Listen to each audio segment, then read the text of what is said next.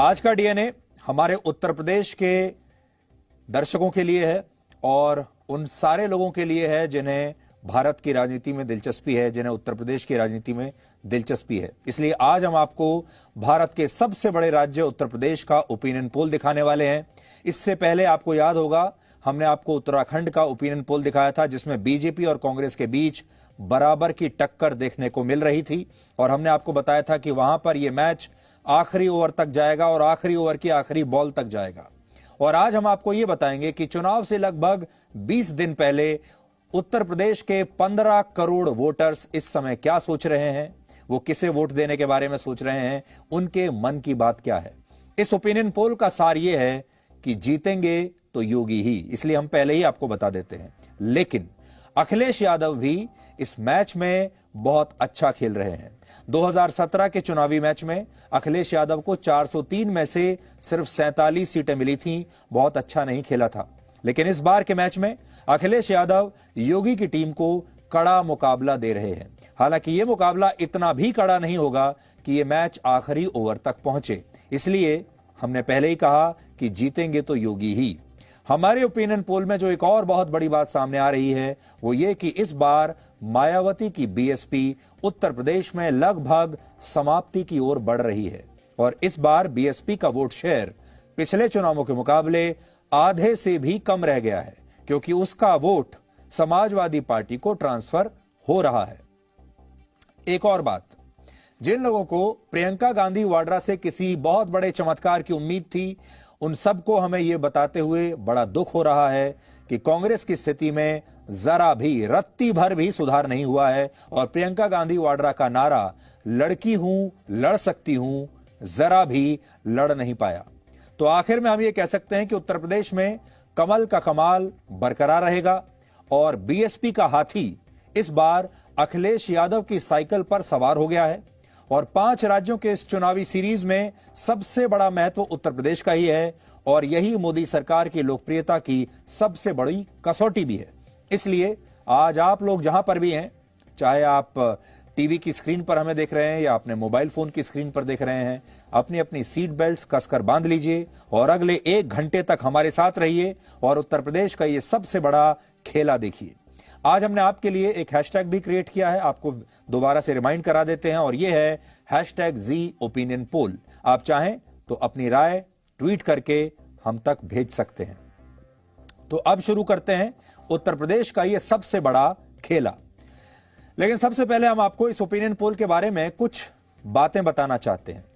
यह opinion poll जी news ने design boxed के साथ किया है। डिजाइन बॉक्स्ड एक पॉलिटिकल कैंपेन मैनेजमेंट कंपनी है जिसके पास ओपिनियन पोल्स और सर्वे करने का लंबा अनुभव है और इस ओपिनियन पोल में उत्तर प्रदेश, उत्तराखंड, पंजाब, मणिपुर और गोवा के 129 जिलों और 690 विधानसभा सीटों पर 12 लाख से ज्यादा लोगों की राय ली गई है और ये सैंपल साइज के मामले में भारत के इतिहास का अब तक का सबसे बड़ा ओपिनियन पोल है जहां पर 12 लाख लोग इस ओपिनियन पोल में शामिल हुए हैं।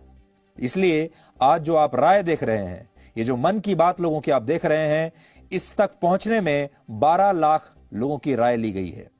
आपके मन में यह भी सवाल आता होगा कि ओपिनियन पोल अक्सर फेल क्यों हो जाते हैं। इसके पीछे एक कारण होता है और वो ये कि इन ओपिनियन पोल्स की बहुत सीमित पहुंच होती है और जो सैंपल साइज होता है वो बहुत छोटा होता है जिसमें बहुत कम लोगों की राय शामिल होती है। लेकिन जी न्यूज ने डिजाइन बॉक्स के साथ मिलकर इन सभी 5 राज्यों में 12 लाख लोगों से यह पूछा कि वो अपने राज्यों में इस बार किस पार्टी की सरकार बनाना चाहते हैं और क्यों बनाना चाहते हैं। इस सीरीज की शुरुआत हमने उत्तराखंड के ओपिनियन पोल से की थी जहां कांग्रेस और बीजेपी के बीच कांटे की टक्कर का अनुमान है और आज हम इसके दूसरे भाग में उत्तर प्रदेश का ओपिनियन पोल आपको दिखाएंगे जिसका आप सबको बेसब्री से इंतजार है। और दिलचस्प बात यह है कि यह ओपिनियन पोल उत्तर प्रदेश की चुनावी तस्वीर पूरी तरह से आपके सामने साफ कर देगा और इस ओपिनियन पोल का सैंपल साइज है 11 लाख। मतलब हमने उत्तर प्रदेश के 11 लाख लोगों से राय ली है और उस राय के आधार पर आज ये ओपिनियन पोल आपके सामने है। एक और बात स्पष्ट कर देना चाहते हैं, अभी उत्तर प्रदेश के चुनाव होने में लगभग 20 दिन का समय बचा हुआ है और ये जो ओपिनियन पोल है ये इस समय का ओपिनियन पोल है। अगले 20 दिन में हो सकता है कुछ स्थितियां बदल जाएं। अगले 20 दिनों में यह भी हो सकता है कि कुछ पार्टियां ज्यादा मेहनत करें, कुछ अच्छे कदम उठा लें, कोई और नए चुनावी मुद्दे आ जाएं, नए विवाद पैदा हो जाएं और उससे थोड़ा बहुत असर चुनावों पर पड़ सकता है। लेकिन ये जो स्थिति है ये आज की स्थिति है। उत्तर प्रदेश में कुल वोटर्स की संख्या लगभग 15 करोड़ है, यानी इस लिहाज से हमने उत्तर प्रदेश के हर 136 वोटर्स में से एक व्यक्ति की राय को अपने ओपिनियन पोल में शामिल किया है और यह बहुत बड़ी बात है। इसीलिए यह ओपिनियन पोल स्पेशल है, खास है और बाकियों से अलग है। दूसरी बात, उत्तर प्रदेश की कुल आबादी लगभग 23 करोड़ है और 23 करोड़ जब हम कहते हैं तो यह आबादी के मामले में यह राज्य पाकिस्तान से भी बड़ा है। इसलिए बड़ा राज्य होने की वजह से हमने इस ओपिनियन पोल में उत्तर प्रदेश को 6 रीजन्स यानी 6 अलग अलग क्षेत्रों में बांटा है ताकि आपको भी आसानी रहे। और उत्तर प्रदेश के जो हमारे दर्शक हैं, हमारे जो 23 करोड़ दर्शक इस समय हमें देख रहे हैं उत्तर प्रदेश के, उन्हें भी आसानी होगी इस पोल को समझने में। लेकिन उत्तर प्रदेश की राजनीति ऐसी है, उसमें सिर्फ यहीं के लोगों की दिलचस्पी नहीं है, पूरा भारत यूपी की इस राजनीति में दिलचस्पी रखता है, क्योंकि यहां की राजनीति से यह पता चलता है कि मोदी की लोकप्रियता बढ़ रही है या कम हो रही है और कांग्रेस की लोकप्रियता बढ़ रही है या कम हो रही है, अखिलेश यादव कहां जा रहे हैं। यानी उत्तर प्रदेश जो है वो असल में देश की पूरी राजनीति की एक झांकी है। तो हम आपको पश्चिमी उत्तर प्रदेश के 14 जिलों की 71 सीट, मध्य उत्तर प्रदेश के 14 जिलों की 67 सीट, अवध के 19 जिलों की 119 सीट, रोहिलखंड के 4 जिलों की 25 सीट, बुंदेलखंड के 7 जिलों की 19 सीट और पूर्वांचल के 17 जिलों की 102 सीटों के नतीजे आज बारी बारी से बताएंगे। नतीजों से कहने का मतलब हमारा है ओपिनियन पोल में जो लोग बता रहे हैं कि वहां क्या हो सकता है। असली नतीजे तो जब चुनाव वोटिंग हो चुकी होगी और जिस दिन वोट गिने जाएंगे उस दिन आएगा। और इस तरह का सबसे अलग और सबसे विश्वसनीय ओपिनियन पोल आज आपको देखने को मिलेगा। इससे पहले आपने इतने बड़े सैंपल साइज का ओपिनियन पोल कभी नहीं देखा होगा। तो सबसे पहले शुरू करते हैं और आपको बताते हैं कि इस बार उत्तर प्रदेश के लोग किस नेता को अपना मुख्यमंत्री बनते हुए देखना चाहते हैं। सबसे ज्यादा 47% लोग योगी आदित्यनाथ को फिर से मुख्यमंत्री बनाना चाहते हैं, 47%। और ये एक बहुत अच्छा परसेंटेज है। इससे आपको योगी की लोकप्रियता के बारे में पता चलता है और साथ ही से भी पता चलता है कि उत्तर प्रदेश के लोग शायद योगी को यूपी के लिए काफी उपयोगी मानते हैं। दूसरे स्थान पर समाजवादी पार्टी के अखिलेश यादव हैं और मुख्यमंत्री पद के लिए वो 35% लोगों की पहली पसंद है। इसलिए अखिलेश यादव भी इस बार, जैसा हमने आपको कहा था, अच्छा खेल रहे हैं। उनका प्रदर्शन अभी तक अच्छा है। अखिलेश यादव 2012 से 2017 के बीच उत्तर प्रदेश के मुख्यमंत्री रह चुके हैं 5 साल और योगी आदित्यनाथ ने भी बतौर मुख्यमंत्री अपने 5 साल का कार्यकाल पूरा किया है। यानी यूपी के लोगों के पास दोनों मुख्यमंत्रियों की सेवाओं का बराबर का अनुभव है। दोनों को 5-5 साल का यह मौका मिला है और अब यूपी के लोगों को तय करना है कि उन्हें किस चेहरे के 5 साल बेहतर लगे, किस सरकार के 5 साल बेहतर लगे, अखिलेश के 5 साल या योगी के 5 साल। उन्होंने अखिलेश यादव का शासन भी देखा और योगी आदित्यनाथ का शासन भी देखा। इसके अलावा दोनों नेताओं की उम्र भी लगभग बराबर है।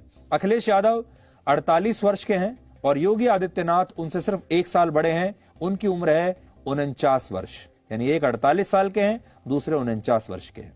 लेकिन जी न्यूज के ओपिनियन पोल में योगी आदित्यनाथ लोकप्रियता के मामले में अखिलेश यादव से आगे चल रहे हैं। इसके पीछे एक बड़ा कारण यह हो सकता है कि योगी आदित्यनाथ को हिंदुत्व का एक बड़ा ब्रांड एम्बेसडर माना जाता है, जबकि अखिलेश यादव की जो राजनीति है वो धर्म पर नहीं बल्कि जातीय समीकरणों पर आधारित है।